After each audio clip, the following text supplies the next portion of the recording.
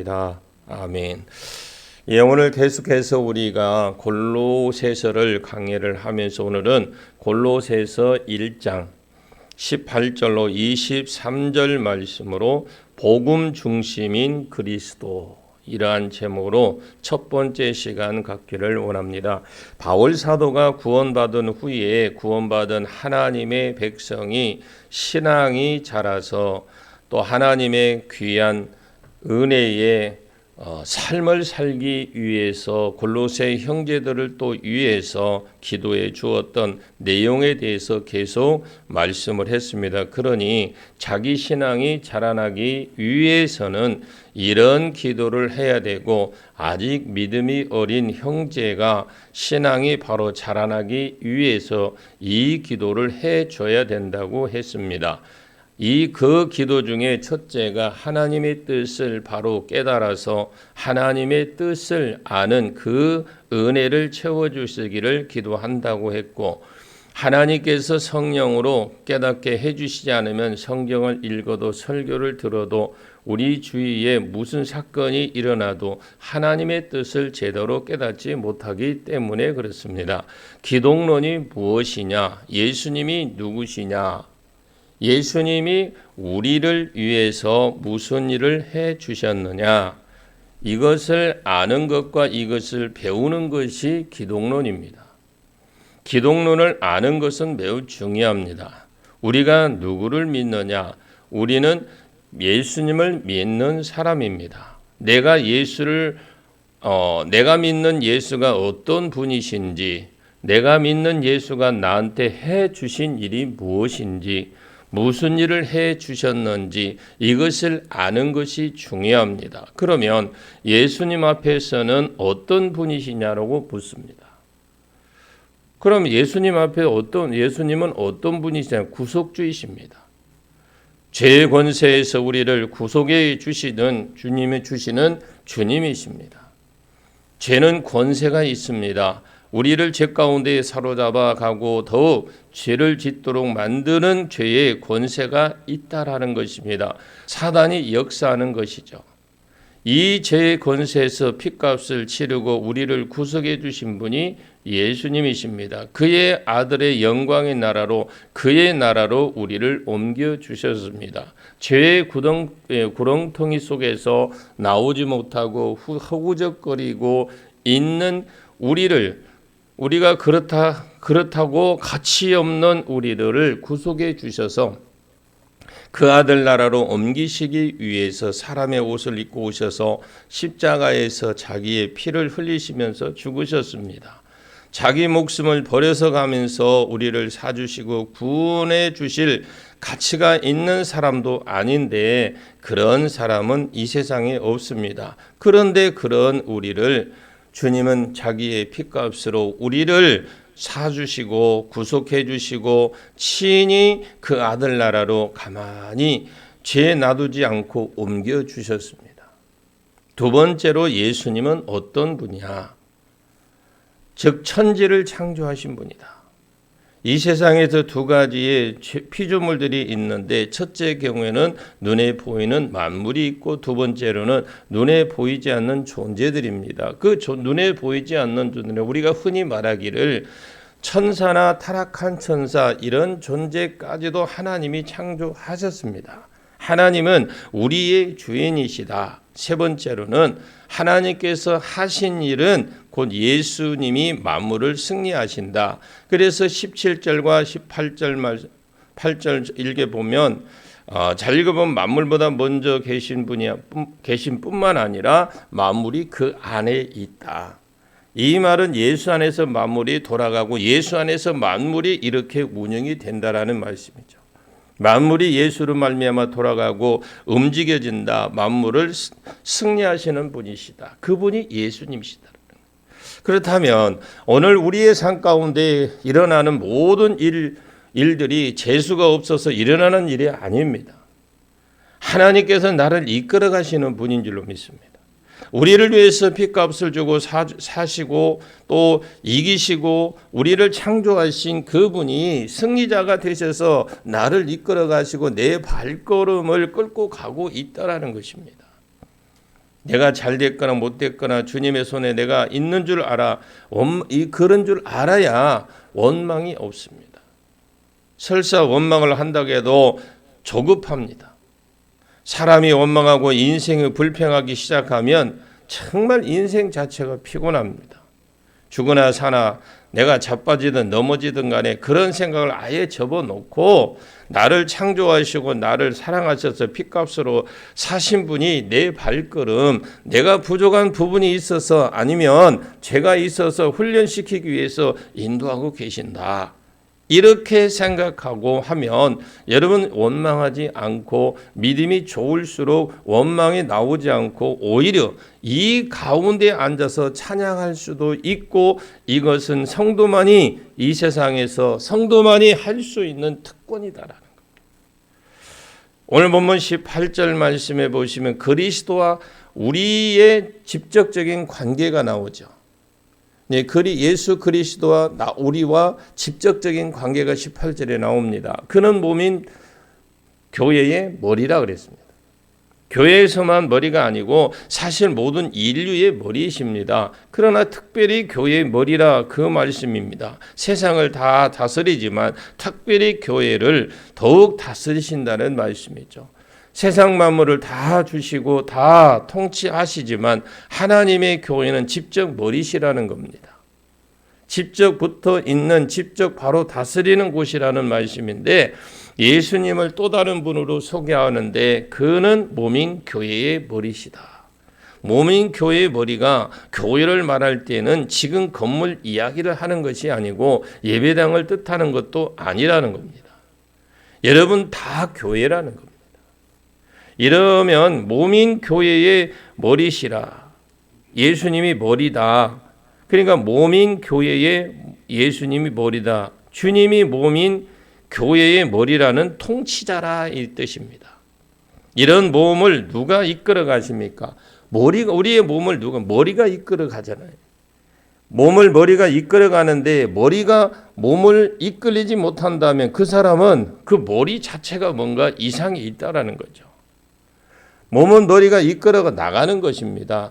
그러면 주님이 몸된 교회의 머리다 할 때는 주님이 교회의 인도자시고 주님이 교회의 통치자라는 그 말씀이거든요.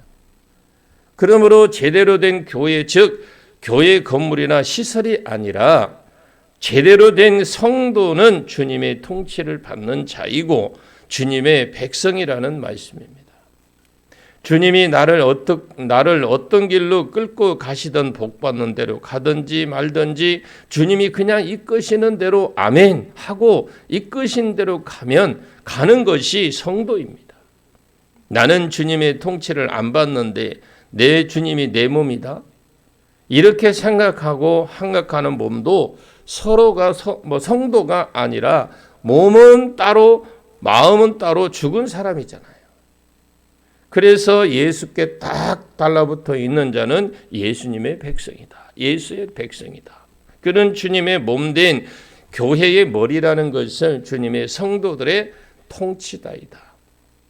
자, 우리는 우리의 삶을 살 자유가 있습니다.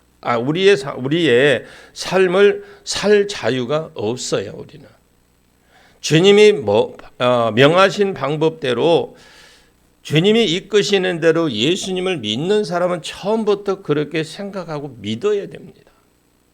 우리 인생길을 우리가 찾고 있는 것이 아니라 예수님이 가지고 계십니다. 그런데 우리는 조금만 사랑과 관계에서 조금만 뭔가 내 마음에 틀리면 싹 삐져버리잖아요. 예수를 믿으면서 자기 인생의 운전대를 자기가 잡는 사람은 참 피곤합니다. 이것을 잘 아셔야 됩니다. 그러잖아요. 운전을 하는 사람이 자기의 뜻대로 가잖아요. 위험이 있으면 자기가 피해야 돼. 운전하는 사람 피하듯이. 그런데 어떻게 해요? 옆에 있는 사람 맡기는 겁니다. 그냥. 그것처럼 주님의 몸된 교회의 머리가 그래서 내 발걸음은 주님이 이끌어 가시는 것이고 나는 그분이 어디로 끌고 가든지 간에 무대 뒤로 끌고 가시든 어디로 가시든 나는 따르는 사람이다 라고 생각하고 아멘 이러면서 따라가면 마음이 그냥 편안합니다. 여러분 보십시오. 아까 여기 운전하는 사람이 옆에 타갖고 조마 이러면 못 가잖아요. 차 어떻게 타요? 맡기는 거죠. 뭐 사고 가나든 말든 그냥 맡기고 가잖아요. 자, 그는 몸된 교회의 머리가 그분의 근본이다. 이 근본이라는 이 말은 다른 말로 원천이다. 또는 시작의 원천이다 이렇게 보시면 돼요. 근본, 그냥 원천, 시작의 원천이다. 모든 것을 제공자가 근원이다라는 말인데 모든 것을 제공하는 분이 근원이다. 그래서 우리 주님은 통치자가 되셔서 우리를 다스리실 뿐만 아니라 모든 것의 근원이 되셔서 우리를 채우십니다. 아멘. 자기의 인도함을 받는 자의 심령을 물질로 뭘 채우든지 간에 하나님께서 우리의 성도의 끈이 되셔서 몸된 교회를 채워가시는 분이시다. 죽은 자 가운데서 먼저 나신 자니 예수님은 죽은 자 가운데서도 먼저 나신 자니 하면서 왜 죽은 자 가운데서 친히 만물이 되려고 즉 왕이 되시려고 주님이 죽으셨다가 먼저 나신 자, 곧 죽은 자 가운데서 부활하신 자이시다. 이것을 바울이 고린도전서 15장에 이렇게 표현을 하냐. 왜 이렇게 뭐라고 표현을 했냐면 부활의 첫 열매다. 예수님이 오시기 전에 구약에서 죽었다가 부활한 사람은 하나도 없습니다. 예수님이 처음 죽었다가 부활하셨습니다. 예수님이 죽었다가 제일 먼저 부활하신 분입니다. 나사렛의 경우만 생각해도 예수님보다 먼저 죽었다고 부활했습니다. 엘리야도 사르밧 과부의 아들을 죽었다가 엘리야가 엎어져서 기도했다가 살아났죠. 그러면 성경에 죽었다가 부활한 사람이 있어요. 예수님이 상녀가 나가는 것을 보고 그 나인성 과부죠. 그 계시다가 과부의 아들 죽어서 나가고 있는 것을 보고 일어나라. 달리다 굽입니다. 그 사람이 일어났습니다. 나사로 경우 봐도 예수님보다 먼저 부활하신 경우 많습니다. 그러나 잘 들으십시오. 이 사람들은 부활의 첫 열매가 아닙니다. 자, 이것들은 자기 혼자 죽었다가 자기 부활한 경우잖아요. 자기가 죽었다가 자기가 부활한 경우입니다. 즉 자기의 복이다 이 말이에요. 자기 개인의 복이에요. 예수님이 왜 이런 사람보다 나중에 부활하셨지만 왜 부활의 첫 열매라고 그렇게 말씀을 하셨느냐? 예수님의 부활은 첫 열매로서 부활입니다. 당신만 죽고 당신만 살아난 것이 아니고 예수를 믿는 모든 자에게 첫째, 둘째, 셋째, 넷째 열매가 이제 그리스도로 말미암아 부활의 열매들을 맺혀질 것이라는 것이죠. 그런 의미에서 예수님을 부활의 첫 열매라고 하는 것입니다. 예수님이 당신이 죽으셔서 이 세상에 모든 죄를 끌어안고 죽으셔서 그것을 믿음으로 바라보는 자들은 너로 부활로 믿고 바라보라는 겁니다. 예수님이 죽음이 내 죽음이라면 그 부활이 성도의 부활입니다. 여러분, 우리는 다 죽을 사람들입니다. 안 죽을 사람 하나도 없어요. 우리는 다 죽고 난 뒤에 우리의 심령만이 벌떡 일어난다는 것이 아닌 우리의 몸을 예수님의 몸도 같이 부활을 했습니다. 말세에 예수님이 재림하실 그때는 우리 몸도 다 부활을 합니다. 그러면 우리 죽었을 때 화장이나 장기 기증하면 안 되겠네요. 근데 부활하는데 없어졌는데 어떻게 해요?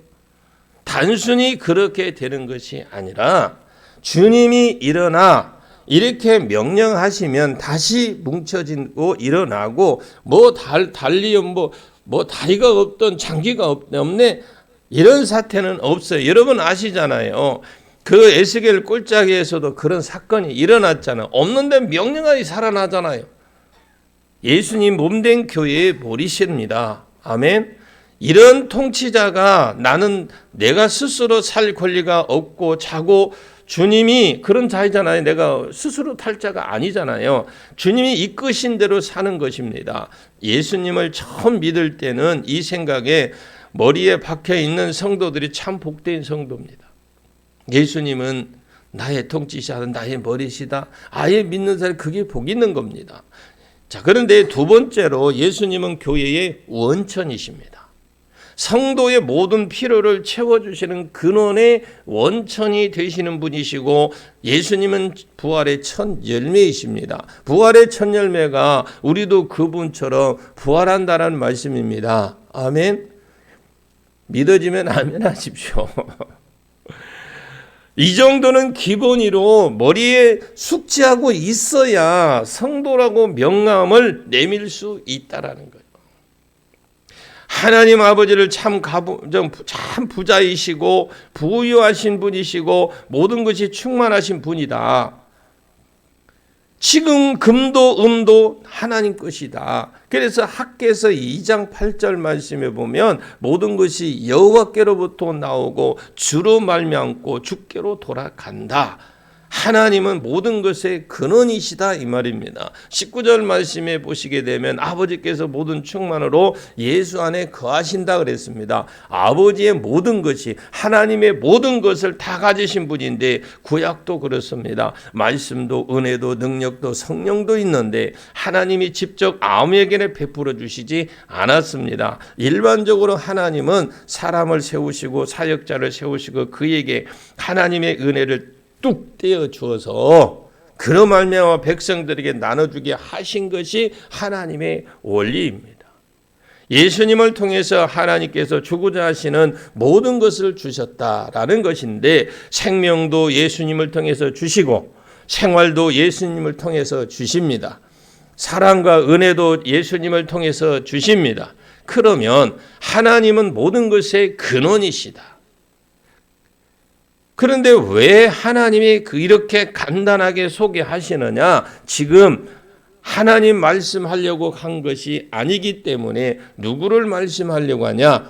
기독론 즉 예수님을 말씀하려고 이렇게 하는 거예요. 그러면 예수님의 모든 것의 주인이고 모든 것에 충만한 분이신데 이 모든 것을 예수님께 다 부어 주셨습니다. 구약 이전의 예수님 이전에는 선지자들한테 이 일을 시켰지만 이제는 그런 거 없다라는 겁니다. 예수님이 오신 이후에는 하나님의 모든 충만이 전부 다 예수님을 통해서 그 성도들에게 공급이 된다라는 겁니다. 아멘. 이 부분을 우리가 그래서 기독론을 알아야 돼요. 하나님은 예수님에게 그 모든 충만을 부어주시고 예수는 머리가 되셔서 우리에게 모든 충만한 것을 아버지께 받은 모든 충만한 것을 우리에게 다 나눠주시는 분이십니다. 머리 대신 예수께 딱 달라붙어 있으면 복된 자가 됩니다. 예수님께 딱 달라붙어 있으셔야 돼요. 그게 어떻게 보이든지 간에 그 모습이 어떤 모습으로 보이든지 간에 그 자체가 복음을 만난 사람이다라는 겁니다. 아버지께서 모든 충만으로 예수 안에 거하게 하시고 그랬는데 그럼 그 충만한 것을 받아서 예수님의 하나님의 충만이 총직결지가 어딘지 한번 보시길 바랍니다. 하나님의 모든 충만한 것이 예수님께 부어졌다 그랬어요. 그럼 예수께 부어진 이것이 총직결된 곳이 어디냐? 십자가예요. 그 하나님의 충만이라 할 때는 하나님의 지혜도 있을 것이고 하나님의 사랑, 하나님의 지혜가 충만한 분이라서 지혜의 덩어리고 사랑에 충만하신 분이라 사랑이시라는 거예요. 하나님은 능력이 하나님의 능력이요 또 힘이나 능력이 지혜가 사랑이 용서가 충만한 분이시고 이 모든 것을 전부 다 예수님께 몽땅 부어 주었습니다. 이 하나님의 모든 것이 전부 다 총집결된 곳이 어디냐? 십자가예요. 고린도전서 1장 18절 말씀과 그리고 24절을 보시면 유대인의 표적을 구하고 헬라인은 지식을 구했어요. 그러나 우리는 십자가에 달리신 그 예수 그리스도를 그 고린도전서 1장 22절과 23절에 보면 18절하고 연결을 시켜보면 그리스도는 지혜, 그리스도가 하나님의 능력이고 지혜라 그랬습니다. 그 능력과 지혜가 십자가에서 나타났다 이 말씀인데 그래서 하나님의 지혜에 범죄한 사람을 하나님이 정령 죽으리라 하신 말씀대로 죽어야만 되는데 하나님의 사랑이시기 때문에 죽일 수는 없고 이것을 살리시려고 하니 지혜가 있어야 되고 사랑과 능력, 용서 이 모든 것이 총집결해 놓은 곳을 십자가를 바라보면 하나님이 얼마나 공의의 하나님이신 줄 알게 된다. 자기 아들을 아버지 어찌하여 나를 버리셨나이까. 그래도 죽으라고 외면하시는 그 하나님의 공의, 하나님의 사랑이 이렇게 나타난 바 되었으니 하나님이 이 세상을 이처럼 사랑하사 독생자를 주셨으니 이는 저를 믿는 자마다 그래서 저를 믿는 자마다 예수 그리스도의 십자가에 하나님의 능력이, 하나님의 용서가, 하나님의 사랑이, 그 하나님의 지혜가 죄를 심판하고 오히려 죄인된 우리를 살려주시는 그 모든 것이 십자가에 다 그냥 들어갔다 이 말이에요. 그러면 하나님의 자기 사랑 능력에 충만한 것을 누구에게 부어주셨느냐? 모든 충만을 예수님에게 부어주시고 그 예수의 능력의 하나님의 능력이 예수에서 무엇으로 말미암아 총집결지가 뭐냐? 그 십자가다. 20절 본문의 20절 보시게 되면 십자가는 하나님의 화목이다 그랬잖아요. 첫 번째 만물을 하나님께서 함께 하십니다. 하늘에 있는 것, 땅에 있는 것 모든 포함한 만물을 하나님의 화목하고 화평하고 함께 한다. 그러면서 두 번째로 21절과 22절에 보면 우리 성도는 하나님과 화평케 했습니다. 20절 보면 십자가는 교회의 머리이고 통치자입니다. 부활의 첫 열매 되시는 예수님이 우리가 믿는 예수님은 이런 분이고 하나님의 모든 충만하신 능력은 누구에게? 예수님에게 부어주셨습니다. 그 예수님이 받은 하나님으로부터 충만한 모든 것이 십자가에서 나타났다라는 거죠. 그 십자가로부터 그 십자가의 피로 화평을 이루사 만물 곧 땅과 하늘에 있는 모든 것들을 그로 말미암아 자기와 화목하게 되기를 원하셨다라고 했습니다. 자, 만물도 하나님과 과거에는 원수였어요. 아담 범죄로 말미암아 모든 자연 만물도 저주를 받았습니다. 아담이 모든 자연의 만물들과 사람의 대표자였기 때문에 불순종의 죄로 인한 타락한 결과로 연대 책임을 물었습니다. 로마서 8장 18절에서 22절 말씀 지금 모든 피조물들이 탄식하고 있어요. 허무한 데에 굴복하고 있다라는 겁니다. 하나님이 이 철이라는 원소를 만드셨어요. 그런데 사람이 이것을 무기로 만들고 사람을 찔러 죽입니다. 그럼 철이라는 것은 그 원소 기후가 만물도 다 느끼고 있다라는 거죠. 이런 바위가 살아 있으나 바위가 여러분 살아 있느냐, 죽어 있느냐? 성경은 살아 있다고 그래요. 나무가 말하느냐 안 하느냐? 성경은 분명 나무가 찬양한다 그랬습니다. 앞으로 과학이 더 발전하면 성경이 밝혀지리라고 봅니다. 분명히 밝혀질 겁니다. 여러분 철도 살아있고 나무도 살아있고 나무도 살아있는데 철이 무기로 만들어서 사람을 찔러 죽이면 철이 대체 무슨 생각을 하겠습니까? 설마 좋아하겠습니까? 싫어하겠습니까? 철이 허무한데 굴복하는 것은 철이 좋아서가 아니고 하나님이 그렇게 복종하도록 만들었기 때문에 철이 그냥 순종하는 거예요. 사람이 저주를 받고 타락한 이후로 만물도 저주 아래서 뭘 기다리고 있습니까? 하나님의 아들이 나타나는 것을 기다리는 겁니다. 만물이 새롭게 하나님의 계시록 22장에 보시면 내가 보라, 내가 만물을 새롭게 하노라 이렇게 말씀하시는 순간, 그 순간을 그들도 기다리고 있는 것입니다. 물건이 올바르게 쓰이면 물건도 좋아하고 부정하게 쓰면 그 쓰인 물건도 싫어하잖아요. 예수님이 십자가에 죽으심으로 어떤 일이 일어났느냐? 만물이 하나님과 화목해지고 만물이 회복되기 시작한 줄로 믿습니다. 복음이 들어가는 곳에는 사람만 변화되는 것이 아니라 만물이 변화되는 가치가 그런 변화되는 물론 궁극적으로 변하는 것입니다. 이제 일어나는 예수님의 재림시에는 이 그날의 만물이 일어날 것입니다. 그러나 예수 그리스도를 중심으로 하나님과 사람만이 아직 화목하게 되었지만 만물이 하나님과 화목해 되는 복을 누리게 하셨고 우리가 그 믿는 예수를 알아야 그런 분을 알아야 돼. 예수 그리스도가 십자가에 죽으심으로 어떤 일이 일어났는지 오늘 본문 11절에 악한 행실도 악한 것들이 다 처음에는 악한 행실로 멀리 떠나 하나님을 떠나 원수가 되었어요. 그 원수가 되었던 우리가 어떠다가 원수가 된 것이 아니잖아요. 작정하고 범죄를 저질러 하나님의 원수가 되었다라는 건데 우리는 죄를 사랑하는 자들이에요.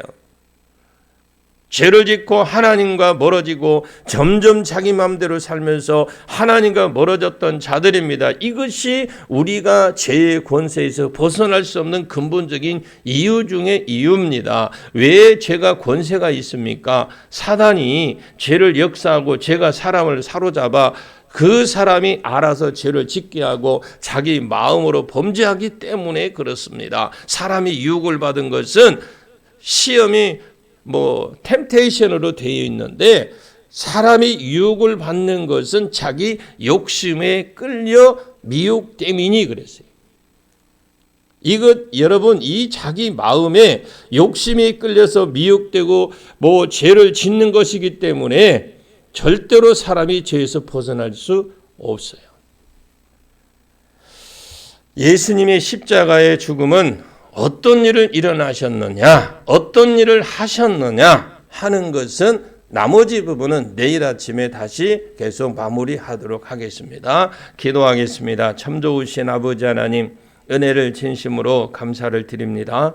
하나님, 우리에게 주어진 사명, 그 십자가 안에 모든 것이 다 있는 걸 믿고 우리는 그 예수님을 통해서 다시 한번 회복되기를 원하고 그 십자가에 붙들고 나아갈 수 있는 믿음, 능력 주옵소서. 오늘 또 하나님 우리는 나가서 담대히 그 십자가를 붙들고 나가서 담대히 승리케 하옵소서. 예수 이름으로 승리하는 귀한 삶을 살아가게 하옵소서. 예수님의 이름으로 기도하옵나이다. 아멘. 하늘에 계신 우리 아버지